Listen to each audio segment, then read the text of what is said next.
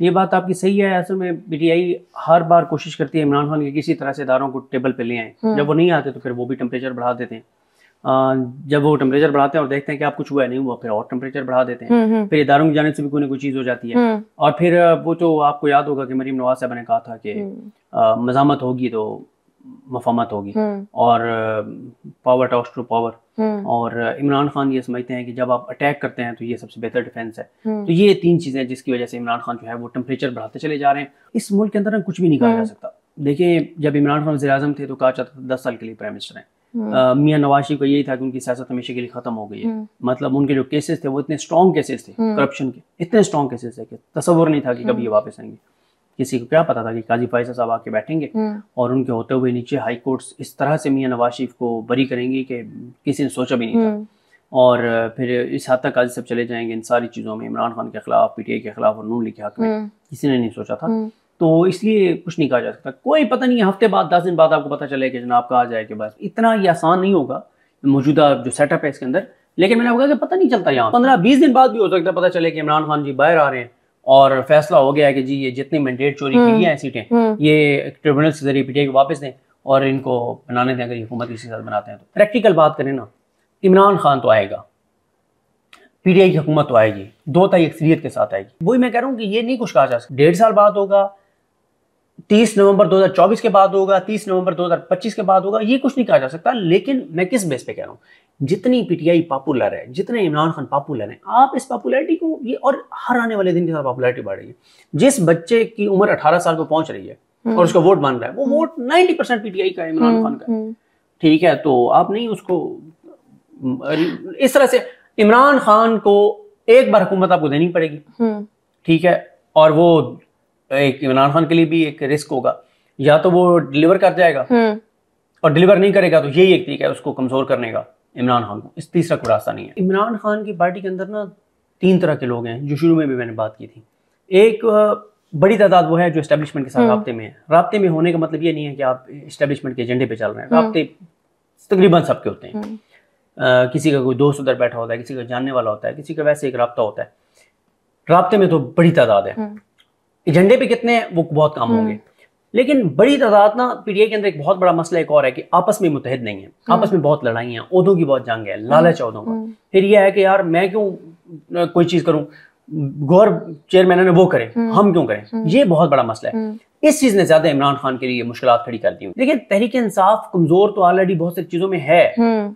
देखिए, इमरान खान और तहरीक इंसाफ को अब आप अलग अलग करके देखें। इमरान खान की पॉपुलैरिटी हर आने वाले दिन के साथ बढ़ रही है, लेकिन उस पॉपुलैरिटी को इमरान खान की रिहाई के लिए कैसे इस्तेमाल करना है वो पीटीआई की बाहर लीडरशिप नहीं कर पा रही। ठीक है, मसला उनका मैंने आपको बता दिया, आपस में लड़ाइयाँ हैं, कुछ खौफ का शिकार हैं, कुछ एजेंडे पे हैं, कुछ नेकनियती से समझते हैं कि हमें सिर्फ नहीं जाना चाहिए, हमें थोड़ा सा वेट करना चाहिए। ये मल्टीपल चीजें इकट्ठी करके और उसका एंड रिजल्ट क्या है कि एजिटेशन पीटीआई नहीं कर रही, नहीं करना चाहती, जलसे नहीं कर रही, नहीं करना चाहती, सड़कों पे नहीं निकल रहे, नहीं निकलना चाहते, ये उसका एंड रिजल्ट। देखें, एक तो सबसे बड़ी बात ये हो जाएगी कि 2 तिहाई अक्सरियत नहीं होगी तो काजी फैसल साहब को एक्सटेंशन नहीं मिल सकेगी। बहुत सी आईनी तरमीम जो करनी है वो नहीं हो सकेंगी। और फिर इसमें जो सबसे अहम है वो ये है कि फिर पीटीआई के 78 लोग आ जाएंगे, 4 असम्बलीज में, 3 सूबाई असम्बलियों में और एक कौमी असम्बली में। अब 78 लोग पीटीआई की खवातीन जब आ जाएंगी, जो एग्रेसिव खवातीन है, एग्रेसिव खवातीन, तो फिर आप असम्बलियों का माहौल देखें ना क्या होगा, खासतौर पर पंजाब और वफाक में। ये सेनेटर्स भी बरकरार रहेंगे और जरदारी भी सदर रहेंगे। ये जो मुतनाज़ा इलेक्शंस हुए हैं ये सारा कुछ रहेगा, और उसकी वजह काजी फैसल साहब हैं, वो चाहेंगे कि जरदारी सदर रहें, शहबाज शरीफ वज़ीर-ए-आज़म रहें और सेनेटर्स जो नून लीग और पीपल्स पार्टी के बन गए यही रहें। तो वजह काजी फैसल साहब हैं। जब तक काजी साहब बैठे हैं, पीटीआई का मैंडेट चोरी का जो है वो मुकम्मल तौर पर वापस आना मुमकिन नहीं है। हाँ, कुछ सीटें जो अच्छे जजेस के पास हैं, जैसे तारिक महमूद जहांगीर साहब के पास है, लाहौर के अच्छे जजेस के पास लग जाती हैं, तो वो सीटें उनकी वापस जरूर आ जाएंगी। बस वो एक टाइम था, गुजर गया है, जो है ये भी गुजर जाएगा। तो ये जो है इस पे सीखा आप सीखते हैं आपके मुश्किल हालात से कैसे गुजरना है, कैसे हिकमत के साथ चलना है, बहुत चीज़ें आप सीखते हैं। मेरा नहीं ख्याल कि मैं उस तरह से इदारों के खिलाफ बोलता हूँ। जहाँ पे जायज़ तनकीद होती है वहाँ पे करनी चाहिए। फिर ये अल्लाह ताला का करम है और अल्हम्दुलिल्लाह के नहीं उठाए गए। एक बार गया था लेकिन वो अच्छे दिन थे जब गया था। तो बहरहाल देखें, मैं तो हमेशा ये बात कहता हूँ कि हमें भी जिम्मेदारी का मुजाहरा करना चाहिए और कोशिश करनी चाहिए कि जो भी लॉजिक के साथ बात है अच्छे तरीके से हो सकती है, अल्फाज का चुनाव अच्छा हो सकता है, कोई हम ऐसी बात ना करें जिसका हकीकत से ताल्लुक ना हो। तो हिकमत के साथ चलना चाहिए और हिकमत के साथ चल रहे हैं। फ़ौज के लिए काम तो कभी भी नहीं किया और फ़ौज के साथ भी काम कभी नहीं किया। मेरी फ़ौज के लोगों के साथ पहली मुलाकात जो है वो 2020 में हुई थी, उससे पहले मेरी कभी कोई मुलाकात नहीं हुई थी। और होता ये था कि जो बात हम कर रहे थे वो क्योंकि इदारों की भी वही एक तरह से थी, तो लगता था कि हम इदारों के कहने पे कर रहे हैं। यानी मियां नवाज शरीफ देखें ना कि मियां नवाज शरीफ डिस्क्वालीफाई हुए 2017 में और उनके केसेस कंक्लूड हुए 2018 में, और मेरी पहली बार फौज के लोगों से मुलाकात हो रही है 2020 में। ठीक है, मैं खुद कन्विंस हूँ इस बात पर। मैंने मियां साहब का पनामा केस कवर किया है कि उन्होंने करप्शन और लूट मार की है। मैंने एक समात पनामा के अटेंड किया है। तो बात यह है कि हमारी आज भी इदारों के साथ हमारा शिकवा ये है, और वो यही है कि आपने जिन चोरों डाकुओं और लुटेरों को इस मुल्क पे मुसल्लत किया है, कौम इनको नहीं मानती, कौम ने इनको मैंडेट नहीं दिया, तो अवाम ने जिसको मैंडेट दिया उनको आने दें। ठीक है, आप कौन होते हैं ये फैसला करने वाले कि ये होगा और ये नहीं होगा? हमारा तो ये फौज से शिकवा है। ठीक है, देखें फौज में भी आप इस्टेब्लिशमेंट कह सकते हैं, आप फौज नहीं कह सकते, क्योंकि देखें जो ये पॉलिटिकल मारधाड़ करने वाले लोग होते हैं ना फौज के अंदर, जिसको आप इस्टेब्लिशमेंट कह सकते हैं, यानी 3-4 बड़ों को और फिर टोटल 150-200 लोगों के पूरे पाकिस्तान में जो ये पॉलिटिकल चीज़ों को एग्जीक्यूट करना और ये वो सारा कुछ, या लोगों को उठाना, ये वो सारा कुछ, वो 150-200 लोगों से ज़्यादा नहीं होंगे। लेकिन देखिए वो जो जवान जिसकी बहुत थोड़ी सी तनख्वाह है, वो जो बॉर्डर पे लड़ रहा है, जो गिलगित बल्तिस्तान का जवान है और गवादर में वो शहीद हो रहा है, ठीक है, तो वो तो इस मुल्क के लिए कर रहा है ना। जिसकी तनख्वाह 35-40-45 हज़ार रुपये है, वो क्या कोई पैसे के लिए ये कर रहा है? वो तो एक जज्बे के साथ कर रहा है। तो जब हम लफ्ज़ फौज इस्तेमाल करते हैं ना, तो वो मेरे ख्याल मुनासिब नहीं होता। एस्टेब्लिशमेंट कह सकते हैं, और इस्टेब्लिशमेंट का रोल होता है पॉलिटिकल। जो जवान बॉर्डर पे लड़ रहा होता है, कभी आप, हमारे तो बहुत से दोस्त हैं जो मुख्तलिफ जगहों पे कमांड कर रहे हैं या जवान हमारे अपनी फैमिलीज में से हैं, उनसे कभी आप पूछे ना तो उनको तो पता ही नहीं होता कि सियासी तौर पे क्या चल रहा है। कुछ उनको अता पता नहीं होता। वो ऐसे एरियाज में होते हैं जहाँ पे सिग्नल नहीं होते, कई कई दिन तक उनको पानी नहीं मिलता। और हमारे एक दोस्त हैं, वो बता रहे थे कि जो अफसर होता है, जो ऑफिसर होता है, जो कमांड कर रहा होता है, वो भी कई दिन तक जो है वो अगर कहीं थोड़ा सा पानी मुयसर भी आए तो वो भी मुंह नहीं धोता कि यार मेरे जवान कहेंगे कि हमने मुंह नहीं दिया और ये देखें, ये मतलब सारा।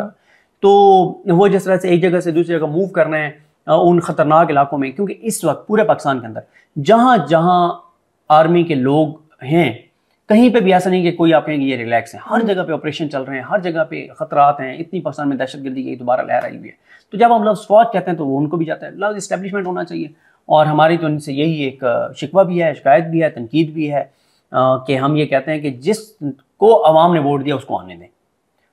आप चंद लोग बैठ के कैसे बंद कमरे में फैसला कर सकते हैं कि ये अवाम करोड़ों जाहिल है और हम ज़्यादा समझदार हैं? देखिए मसला ये ना कि जैसे मैं इस चीज़ के खिलाफ हूँ जो बहुत एग्जेजरेटेड थंबनेल्स लिख दिए जाते हैं, या ये कि इमरान खान बस परसों बाहर आ रहा है, या जेल के दरवाजे खुल गए और ये हो गया और वो हो गया, जो मतलब बहुत ज़्यादा इस तरह के एग्जेजरेटेड थंबनेल्स में उसके खिलाफ हूँ। लेकिन ज़्यादा बात नहीं करते वो। फिर कई लोग ऐसे हैं जिनके व्यूज़ बहुत ज़्यादा आ रहे होते हैं इन थंबनेल्स के ऊपर। हम उन पे तनकीद करें तो ऐसा लगता है कि हम शायद जेलिस हो रहे हैं कि उनके व्यूज़ ज़्यादा आ रहे हैं, तो हमें जेलिसी हो रही है। बस कहते रहते हैं, लेकिन आप स्पेसिफिकली नहीं उनको टारगेट करते। फैक्ट्स जो होते हैं वो आप उनको नहीं चेंज कर सकते, ना करना चाहिए। मैं गया हूँ कोर्ट में, जज ने क्या कहा, वकील ने क्या कहा, वो फैक्ट्स हैं, उसको मैं नहीं चेंज कर सकता। फिगर्स हैं, उनको मैं चेंज नहीं कर सकता। लेकिन एनालिसिस तो हर एक अपना है ना। एनालिसिस में आप वो नहीं कह सकते कि आप कहें कि एनालिसिस बायस्ड ही होता है एक तरह से, आप अगर कहें तो, ठीक है, यानी वो किसी के हक में किसी के खिलाफ है। देखिए मैं कह रहा हूँ ना कि एक है खबर, फैक्ट, ठीक है, खबर ये है कि जी ये हुआ है, ये हुआ, ये हुआ, वो उसी तरह आपने बताना है। फैक्ट्स आपने वही रखने, उसके ऊपर एनालिसिस तो हर एक अपने। एक उसको कहेगा कि बिल्कुल ठीक हुआ है, कहेगा बिल्कुल गलत हुआ है, दूसरे को अपनी लॉजिक, और फिर आप लोगों पे छोड़ दें कि लोग इस पे क्या कहते हैं। नहीं, वो जहाँ पे हमारे से मोहब्बत करने वाले हैं और शफकत रखने वाले हैं, वहीं पे तनकीद करने वाले भी बहुत ज़्यादा होते हैं। तो ज़ाहिर है जिन लोगों के साथ काम किया होता है, शाहिद भाई के साथ हमारा बहुत मुलाकातें हमारी रहीं, और वो इसलिए एक ज़ाहिर है एहतराम के साथ एक भाइयों वाला ताल्लुक है और बड़ा अच्छा एहतराम का ताल्लुक है।